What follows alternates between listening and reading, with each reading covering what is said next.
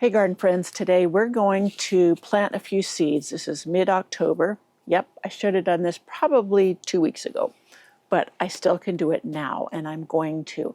So let's get rolling on seeds. I start in October.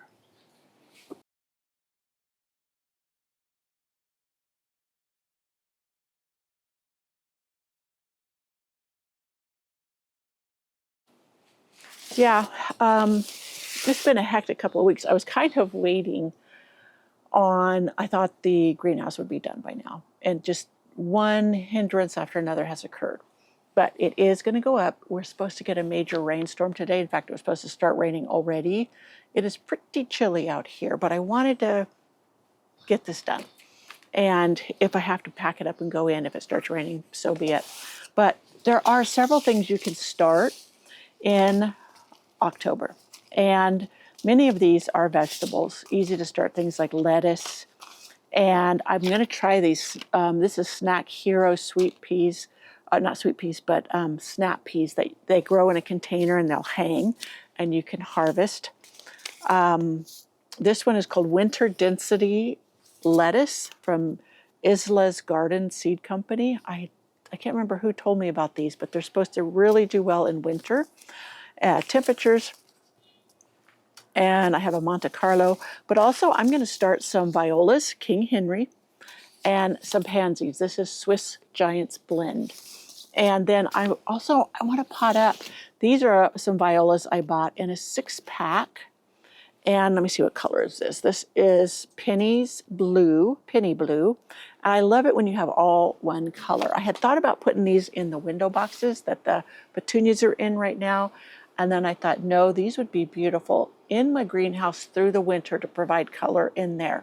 And they will. So first of all, you know me, I use recycled containers many of the times. I do have some of those burpee trays. I don't have a clean one right now. Let me grab it. That breeze is freezing. Anyway, so here, this, I had started some starts in it, and some of them didn't take and others did. You can see where I took them out. But this I got like at Tractor Supply. It's Burpee brand. And what I like about them is the silicone base. When you go to push out the seedlings, they push out really easy. And see these big wide holes, roots don't get root bound in them. That's just something, if you like buying or wanting something that has the individual cells, those I have been very impressed with. I think I paid $8 for these. And this is like the 3rd year I've had them, and they've worked well for things, like I said, you want to keep them in separate cells. But here is the Rudbeckia that I sowed back last month. And look how they're coming up. They're dripping a little bit here. But this is the Sahara Mix Rudbeckia, and look how many have come up. And these I could probably pot up, but I could also wait a little while. And these I'm also going to go ahead and put in the greenhouse once it's completed next week. If everything goes well, that should happen. But so for this 6-pack, I'm going to use it to pot up some. Which do I want to start? Do I want the lettuce? You know what? The lettuce, I already have a 6-pack like this, a recycled one, where I started the lettuce seeds. They just was a week ago. They've been out here, so it hasn't been warm enough for them to germinate. It's usually between 65 and 75 degrees is perfect for lettuce. Let me double check that. It doesn't say on this one. Yeah, soil temperature 70 degrees. So what I'm going to do is I have a rack with grow lights in my office indoors, and it stays warmer in there. So I'm going to bring them in, get them to germinate in the warmer temperatures, and then once my greenhouse is done, I can pot them up once they're large enough into 4-inch pots, and I can grow them on in there. Now I have to explain something about the Persephone period in the winter, and it differs according to where you're at next in relation to the equator, where the daylight hours of sun or light is 10 hours or less. All plants go dormant, or they'll stop growing because they don't have enough light. Even lettuce. I just read an article, House Digest or something. I'm always getting these garden articles from them. And they say, oh, 10 vegetables you can grow indoors through the winter.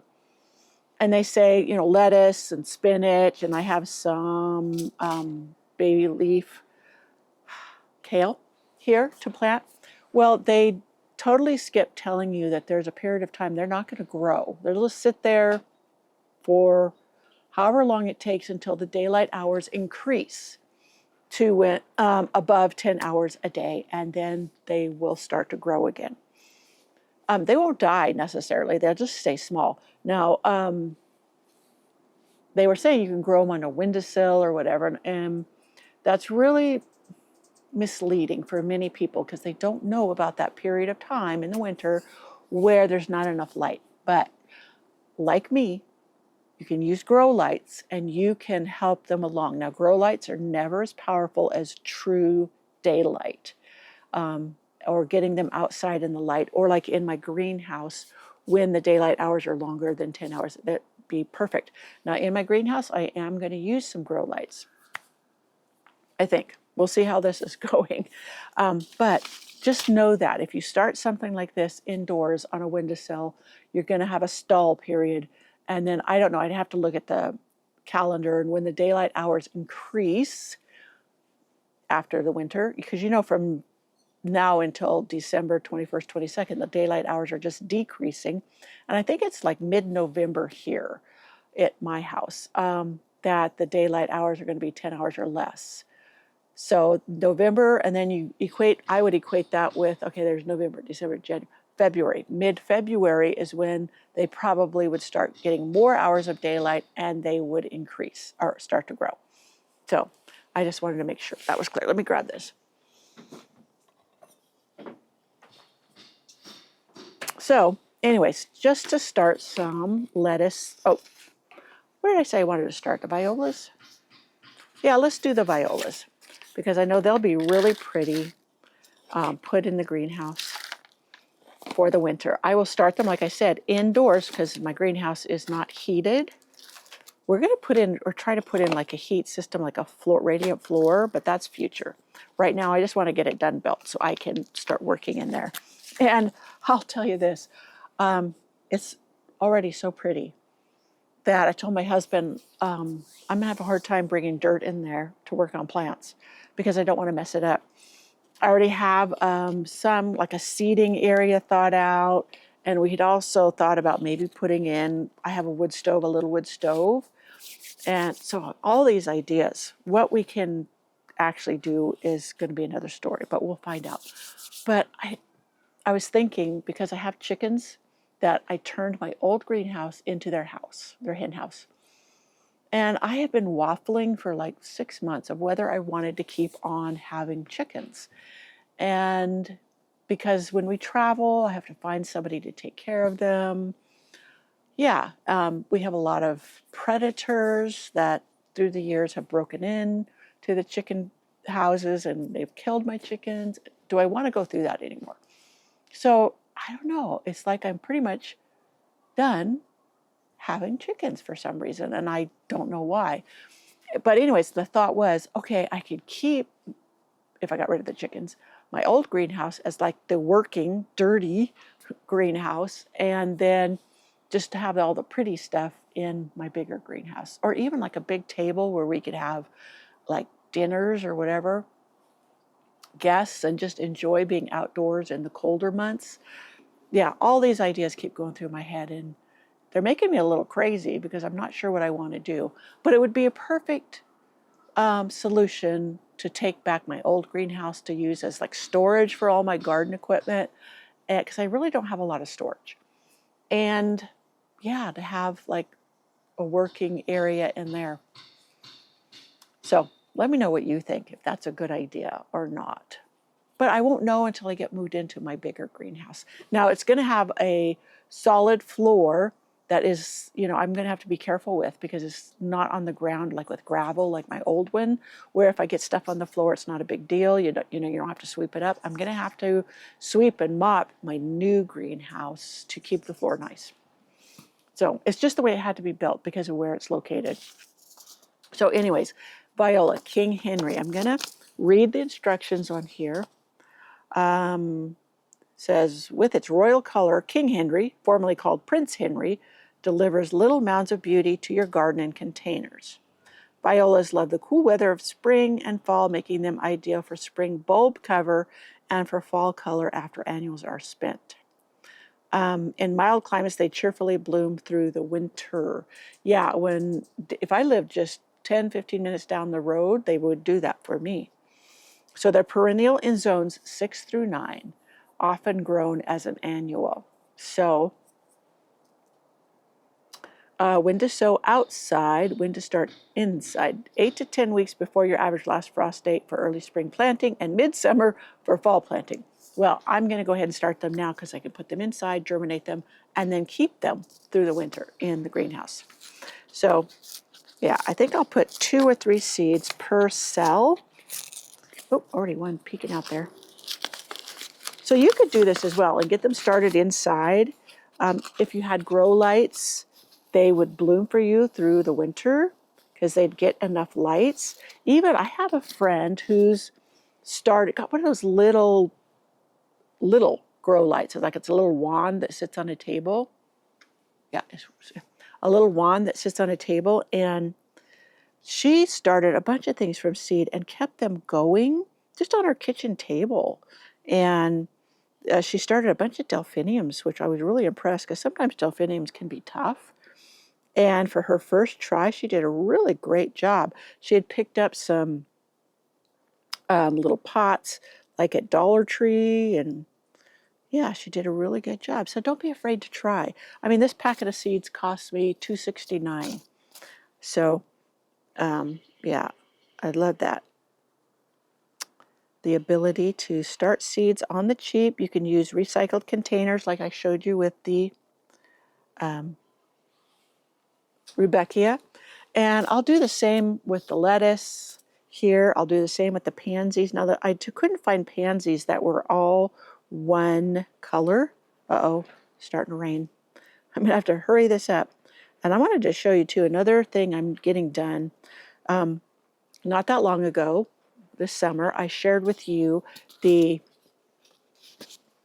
little Oya pots that I use and the spikes for self-watering when you're gone on vacation, and or just help keep your containers moist during the hot summer months. And now, because we're going to be getting into some freezing temperatures really soon, I need to go pull them up, and I don't even bother washing them. I just go ahead and I put them back in their boxes or into a big cardboard box, and I put them in my basement for storage until next season when I'm going to put them out again. You do not want to leave them out in the weather because they will start crumbling, cracking from the freeze thaw, and stuff. Okay, so let me see the depth of this. Days to emerge 7 to 10, seed depth 1/8 of an inch. Okay, so I'm just going to press these down and then kind of shift a little bit of soil over top of them, and that will be plenty. Now, I just use regular potting soil. This is Edna's Best, E.B. Stone's Edna's Best, and this is very loose draining. Sometimes I will add perlite. Someone in the past had asked me, oh, you're back to using it, because I found out that this has so many wood chips in it, or wood fibers, that they can be kind of rob plants of nitrogen. All I do is I make sure I fertilize it. And with a liquid organic fertilizer that feeds the plants as well as the soil, and it immediately feeds the plants. It's not something, like if you use a granular, like even an organic granular, it takes several months for it to break down so the plant can use it. So yeah, a liquid organic fertilizer like the Eco Organic I use works very well, and it makes up for any deficiencies because it directly feeds the plants. So there I have this one all set up. I've shown you in the past. I'll do it again just in case you're new here. I'm going to use this tray. It's full of dirt, but I'll empty it. What I do is I set the freshly sown seeds. The soil was pretty dry. I set it in here. I will fill the tray with water. It will absorb from the bottom. Then I don't disturb the seeds. Some will have you cover the seeds or the whole thing to keep moisture in, you can, but you don't have to. If you think that will work better, go right ahead. I don't always do that. I do have a mister bottle that it looks like if the top is getting dry, but the bottom still looks wet, I will mist it, the top of the soil, so it keeps it moist so the seeds don't dry out. But I don't even always do that. And once this is solid and wet, you could go ahead and water from the top and it won't dislodge the seeds. I water from the bottom to prevent the dislodging of the seeds and moving them around in here. Now also, I'm going to pot up these. Pot these up. Now, all of these, I'm going to sow exactly the same way. Some, I have a couple more of these 6-packs.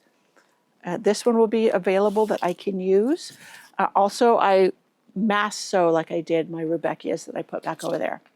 I'm thinking, I don't know if this cover will keep me dry. It's not meant for that. Okay, so I filled this up. It's a 4-inch pot, recycled, and with, I say halfway with soil.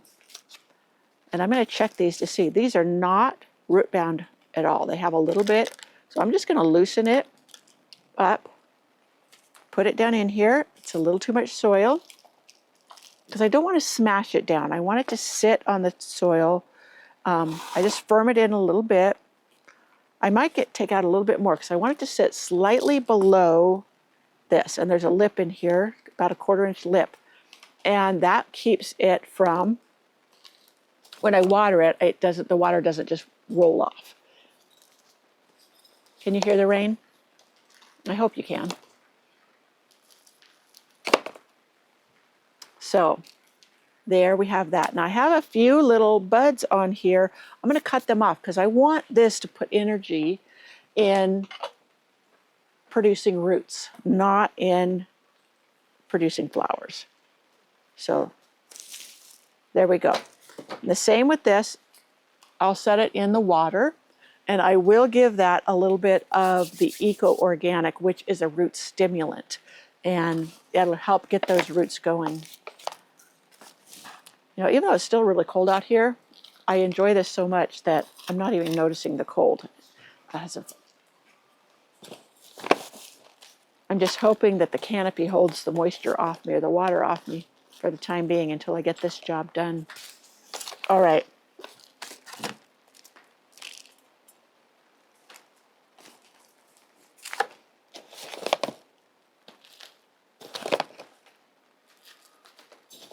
So last week I showed you some chores I was doing, and one thing I wanted to update you on or relate is I was chopping back the leaves of some of my irises. Now, we're getting really cold weather, and I haven't done even half of the irises that I own. You know, you don't have to cut the leaves back. Someone will say, oh, you need to because they spread disease, or borers will nest under the leaves. I've never had that happen. I've been growing bearded iris for 45 years. And some get cut back, some do not. The only bonus for me in cutting back the leaves is I have less cleanup in the spring. But I have not had any issues. You have seen my garden tours of my iris, and the ones I had to dig up because they were too thick because they're so healthy. Those last year I didn't cut back. I don't get borers. I've not had them. And yeah, so also I showed you where I don't leave the backs bare all the time. Sometimes I'll put 1/2 inch of soil over them. I wanted to relate, I don't remember if I did, is you just don't want the leaves. You'll see where the leaves are white when they come out of the rhizome. You don't want the green part of the leaves to be buried at all. So you want to make sure, even if you cover the backs of the rhizomes of the iris, that you don't cover the leaves at all. Some areas you really do need to cover the rhizomes a bit because the sun will scorch them and damage the rhizome. So yeah, I'm sure these are going to love getting into some new containers. These ones I won't put because under the lights in the house because they'll put up with the cold out here, the rain and the weather. The rainwater probably will even help them. And then once my greenhouse is set up and I have my shelves and my tables and all that, we've got some really good ideas going for decorating it. I will put these in there and they will just do fantastic through the winter. And if I need to, I will supplement with some lights. I gotta put my glasses on to see all these little buds on here. But yeah, I think the fresh soil here and all of that will be fantastic for these. So yeah, hopefully that was helpful with the iris. Like I said, I couldn't remember. I should have watched it again to see if I had said that. But a lot of people will tell you have to leave their rhizomes bare, the backs. You don't have to. They also say that you have to cut the leaves back in the fall. You don't have to. If you've had any issues with borers in the past, it wouldn't hurt, but it's not an absolute must. So if you ran out of time this fall, like I have, then don't worry about it. It's not the end of the world.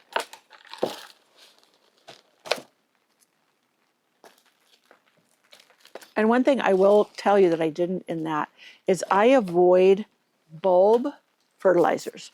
Now, they'll tell you, many people will tell you to go ahead and fertilize with a bulb fertilizer to get the best bloom from your irises. The only bad side about that is many times they are filled with bone meal.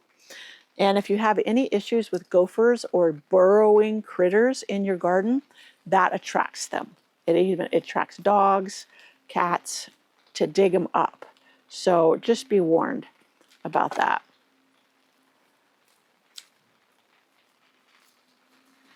And many times now, the bone meal that is in products has been so, were they pasteurized or treated with heat treated, that it actually has diminished any benefit of adding the bone meal, but it still will attract the critters. So it's kind of a double whammy. It's not giving you the benefits that you thought you're getting, but it is attracting damaging critters like voles and gophers. And yeah, I just found another big gopher hole in my pathway of my rose cottage garden. So I've got to figure out how to get rid of it, because he will through the winter eat all of my, he'll eat on my roses, he'll eat on my irises.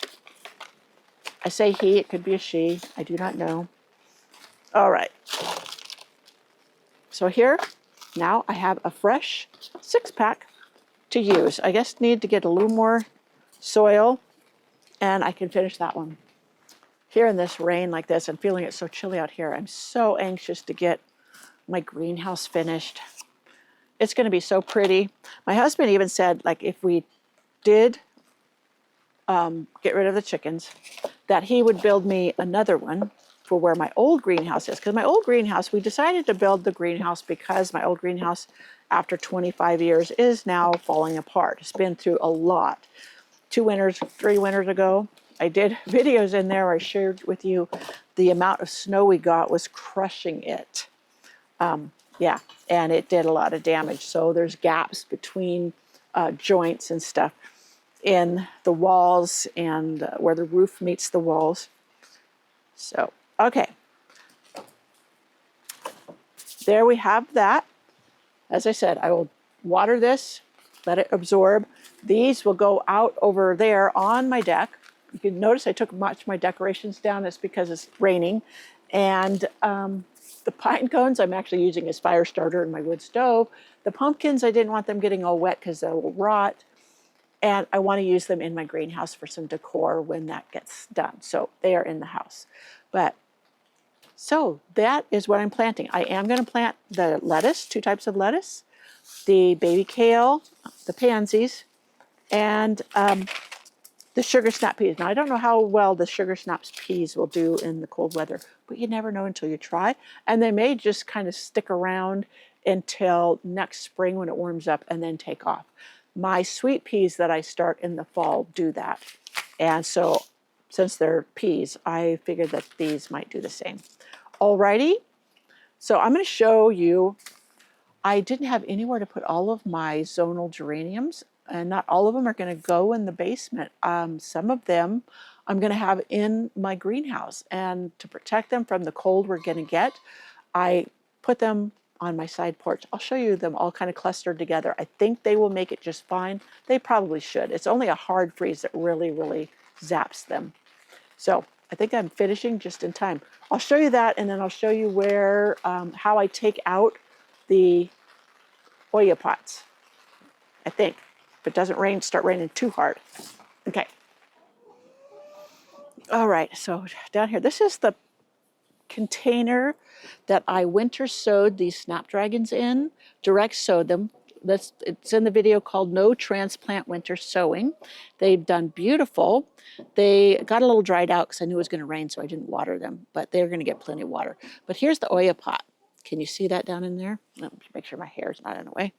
Anyway, so all I do is I kind of wiggle it and then pull it up from the soil. This one probably has roots all the way around it. So I'll pull it out, and then I will just go put it back in its box in the basement. Now, I'm see if you could see down here. This is just a mass of roots where the plants all sent their roots out to go wrap around the pot because that's where the moisture was.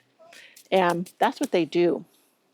So that's how I remove the Hoya pots. And here, my friends, is where I shoved a lot of my zonal geraniums for the little cool spell we're having. Now many of these, like I said, will get moved into the greenhouse once it's up. And they will winter in there just fine. The ones that I overwintered in the basement, I've already pulled up, bagged, and put down there in the basement. They were some red ones I had out in the garden. And I just pulled them out of the ground, let them dry out, and put them in brown paper bags and stapled it closed, and then stuck them in the basement.